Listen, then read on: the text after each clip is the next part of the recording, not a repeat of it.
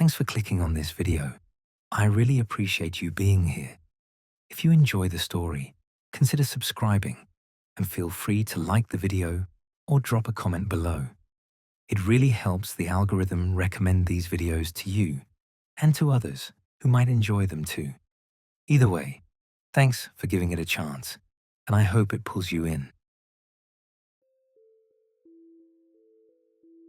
I was restocking cigarettes behind the counter when every device in the gas station went off at once.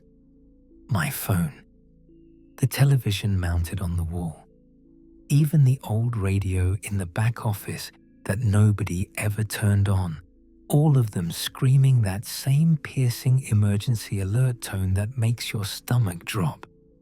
It was 2 in the morning on a Tuesday. I was alone, like always during the graveyard shift.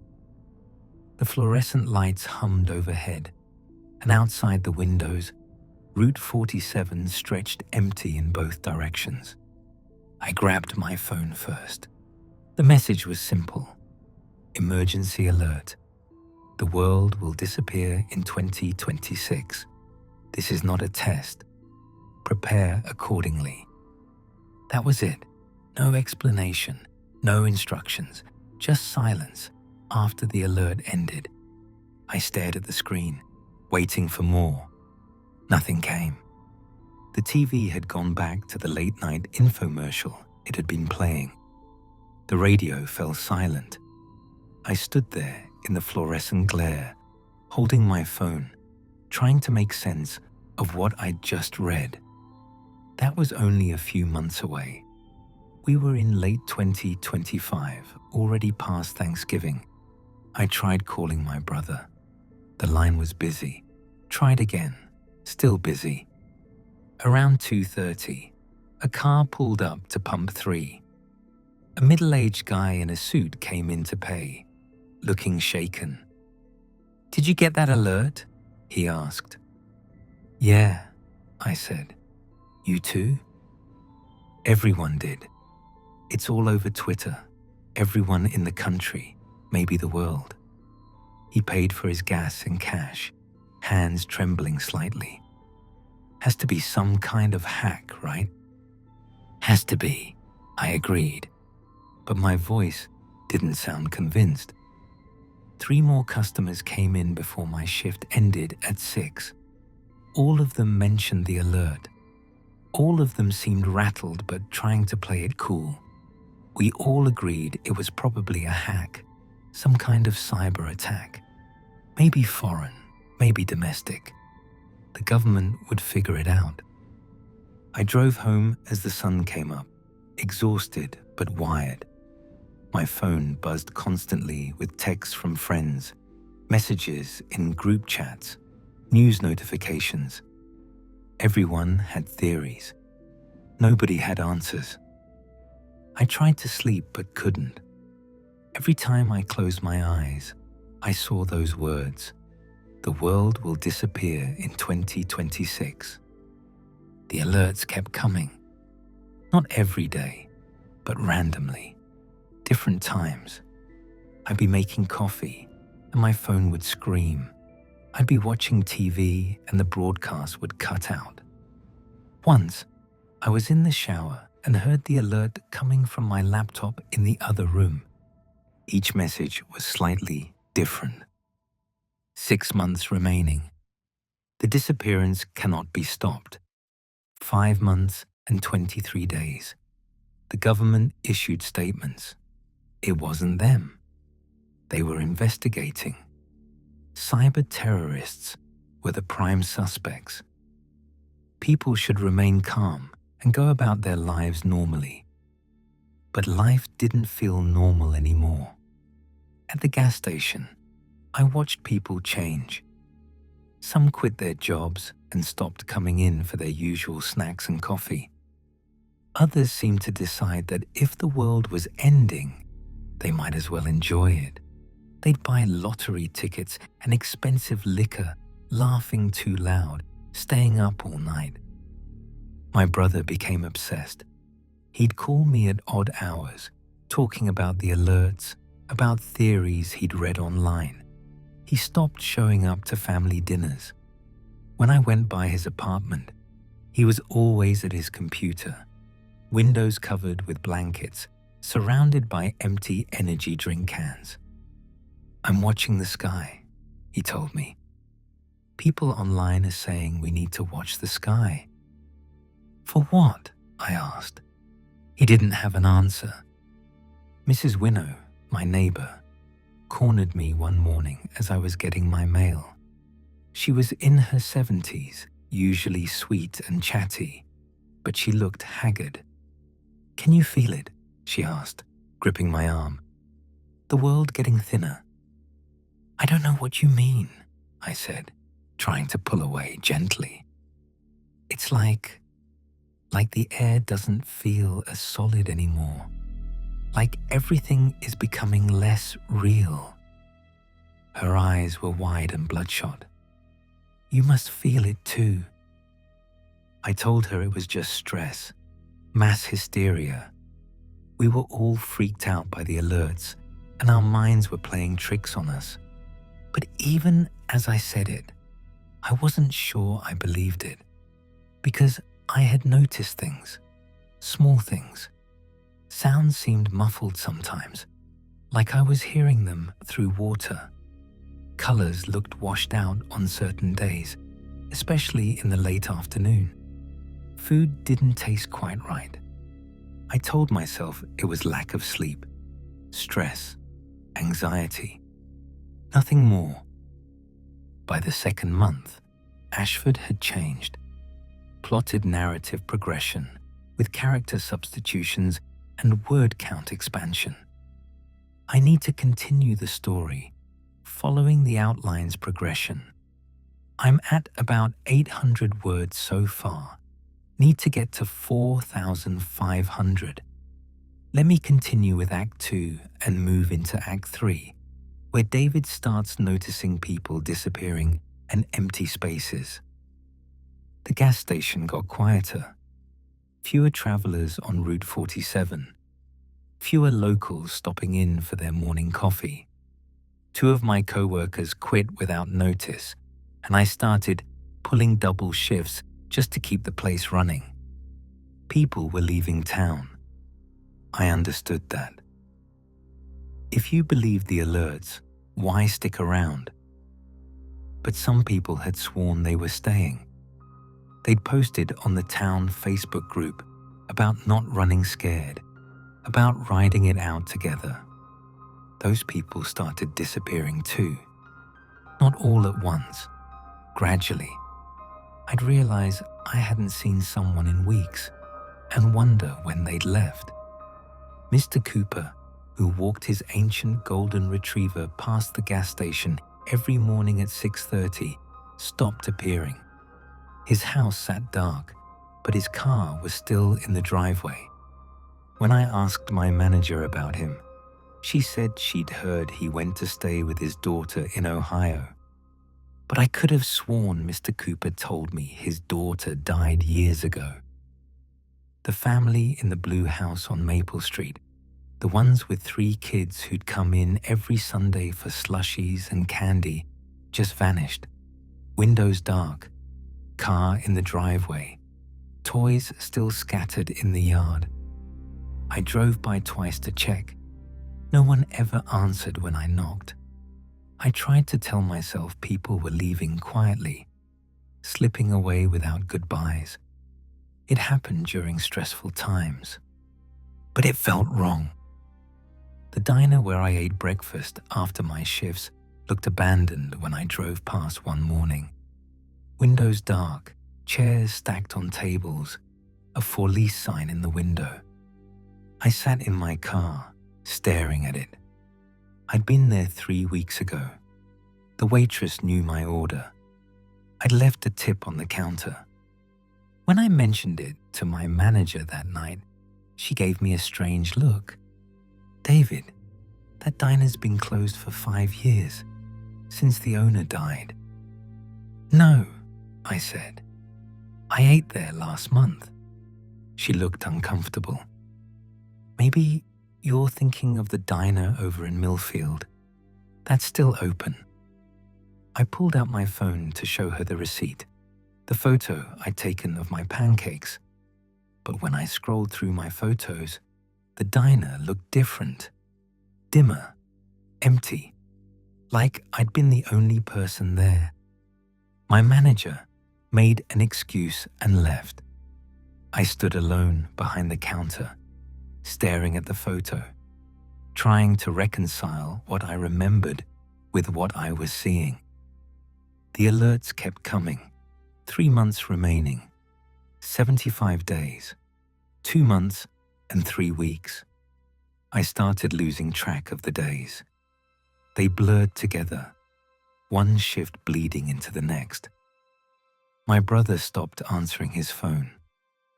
I drove to his apartment and found it empty. Furniture gone, like he'd never lived there at all. But I had pictures of us in that apartment. I had memories of sitting on his couch, watching games, arguing about movies. Didn't I? The town felt emptier every day, even though I still saw people. Cars still drove past. Customers still came into the gas station. But something was off. The spaces between people felt too big.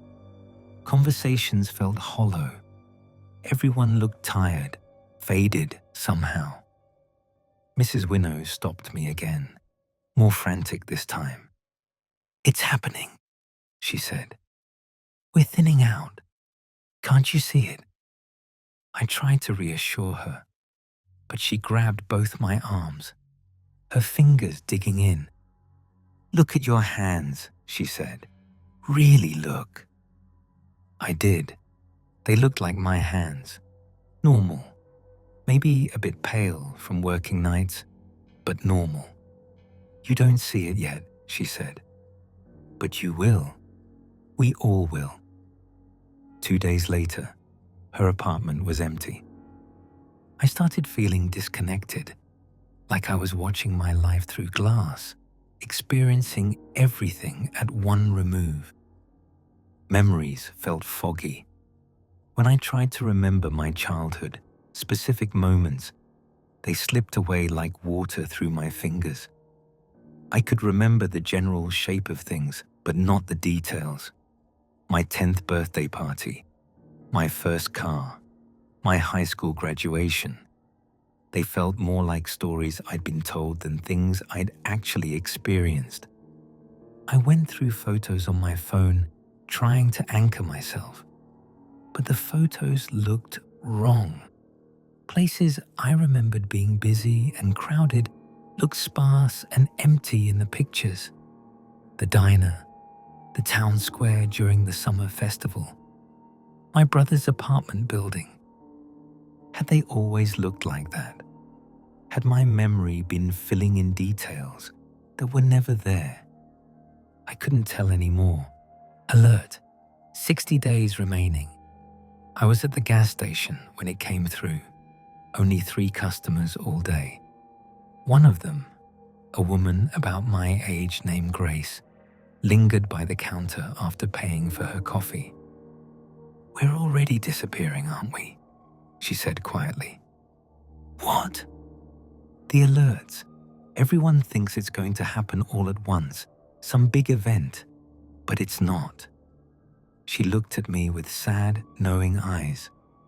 "It's been happening all along. We're living in it right now." "That doesn't make sense," I said. "Have you tried to leave town?" I hadn't. I'd thought about it, but I was always too tired, or I had a shift, or there was some reason to stay.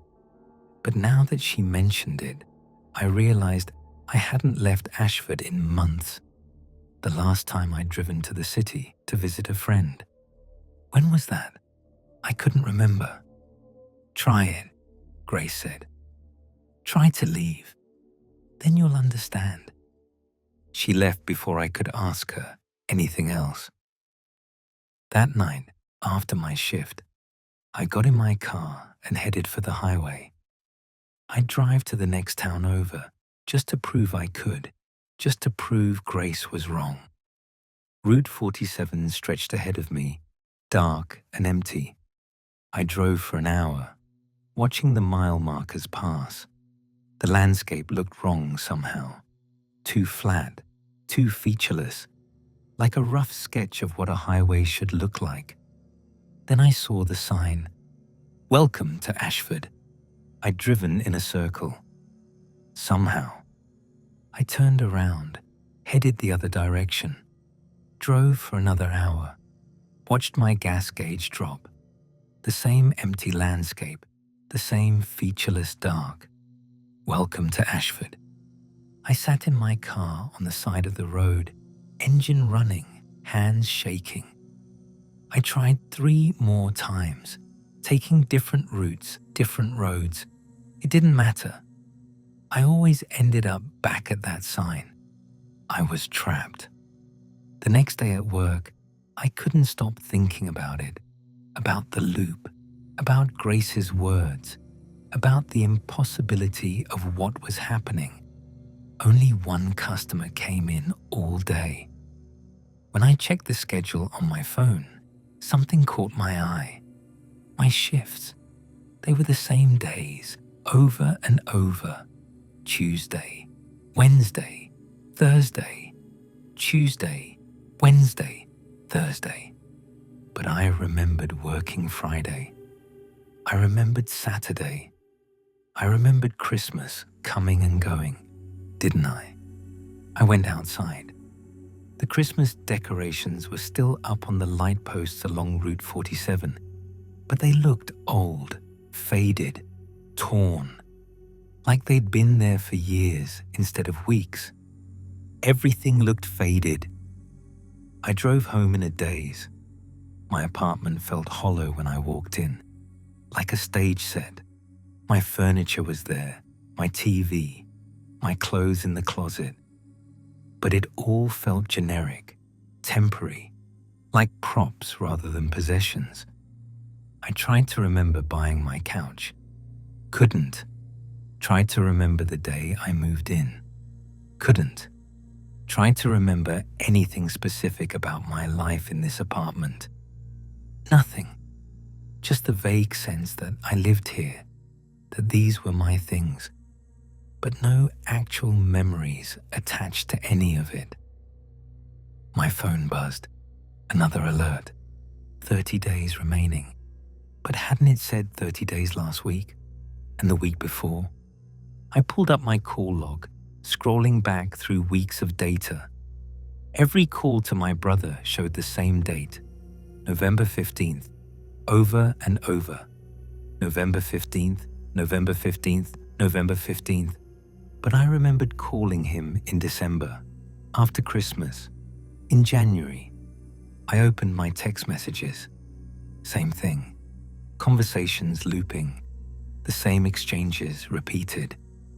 You working tonight? Yeah, till 6. Want to grab breakfast after? Sure. That same conversation, dated November 15th, appeared dozens of times. I checked my work schedule again. Tuesday, November 15th. Wednesday, November 16th. Thursday, November 17th. Then it started over. Tuesday, November 15th. Wednesday, November 16th. Thursday, November 17th. I'd been working the same 3 days for months, but I remembered progression. Time passing, holidays, seasons changing. Didn't I? I went to the window. Outside, the sky was that flat grey it had been for how long? I couldn't remember the last time I'd seen blue sky, clear sky, the sun as anything more than a pale smudge behind clouds. Had there been a sun at all? I rushed to my computer, pulled up news websites, but the headlines were the same. Government investigates emergency alerts. Theories spread about 2026 warning. Experts urge calm. Same articles, same dates. November 16th. Every single one. I tried social media. Same posts, looping. Same comments, same reactions. Nothing new. Nothing moving forward. Just the same 3 days, over and over, while the world got thinner and people disappeared and I pretended not to notice. I stopped fighting it after that. What was the point? I went to work. I worked my shifts. The gas station got emptier each day. Sometimes I'd have 1 or 2 customers, sometimes none. Those who remained looked less solid to me now. Or maybe I looked less solid to them. It was hard to tell. Grace came back one night. Or maybe she'd never left. Maybe she was always there, and I'd just stopped seeing her for a while. You understand now, she said. Not a question. I think so, I said. We're not waiting for the world to disappear. It's already happening. Already happened, she corrected. We're living in the echo, the after image. We're what's left when something ends, still playing out the last few moments over and over because we don't know how to stop. When did it start? I asked. She smiled sadly. Does it matter? I looked at my hands. For just a moment, I could see through them. Not invisible, but translucent. Like I was fading from the edges in. How much longer? I asked. There is no longer, Grace said. There's just now, this moment, this conversation, this loop. She walked out, and I knew I'd never see her again. Or I'd see her tomorrow, and we'd have the same conversation, and I wouldn't remember this one. The gas station flickered. Just for a second, the lights, the shelves, the floor beneath my feet, all of it stuttered like a video buffering. Like reality trying to load, but not quite managing it. My phone buzzed. Emergency alert. The world will disappear in 2026. This is not a test. Prepare accordingly. I stared at the message. The first one. The original. The one I'd received months ago on a Tuesday at 2 in the morning. Except it was Tuesday. It was 2 in the morning. I was restocking cigarettes behind the counter. I'd been restocking cigarettes behind the counter for hours, for days, for months. I'd always been restocking cigarettes behind the counter. The alert played again on my phone, on the TV, on the radio in the back office. I watched the TV return to its infomercial, watched the radio fall silent, stood in the fluorescent glare, holding my phone, trying to make sense of what I'd just read. A car pulled up to pump 3. Middle-aged guy in a suit. He'd come in to pay, looking shaken. Did you get that alert? He'd ask. Yeah, I'd say. You too? I knew the conversation. I'd had it before. I'd have it again. I was having it now, and I'd always been having it, and I'd never stop having it. I looked at my reflection in the dark window behind the counter. For just a moment, I could see through myself. Behind me, the gas station flickered again, the lights stuttering, the shelves, the world, all of it blinking in and out like a damaged broadcast signal. The alert played again, and again, and again. I understood now. There was no 2026. There never had been. There was only this moment, this Tuesday at 2 in the morning, this alert, this loop, this slow erasure. And somewhere, in a world that still existed, someone else was getting an emergency alert, warning them about a future that was already consuming us, that had already consumed us, that was always consuming us. I'm writing this on my phone now, in the Notes app, because I need to remember. I need someone to know. But I know that by tomorrow, if there is a tomorrow, I won't remember doing this. By tomorrow, it'll be tonight again, Tuesday at 2 in the morning, and the alert will come. And I'll think it's the first time. If you're reading this, if you get the alert, I need you to understand something. It's already too late. We're not going to disappear. We already did. The car is pulling up to pump 3 now. The man in the suit is getting out. He's going to come inside, looking shaken, and ask if I got the alert. Yeah, I'll say. You too? Everyone did, he'll say. It's all over Twitter. And we'll talk about how it's probably a hack, how the government will figure it out, how everything will be fine. But I'll look at his face and see it flickering, see him stuttering in and out of existence, see the edges of him bleeding away into nothing, just like me, just like all of us. The world disappeared in 2026, and we disappeared with it. And we're still here, still pretending, still playing out our last moments over and over because we don't know how to stop. The alert is playing again.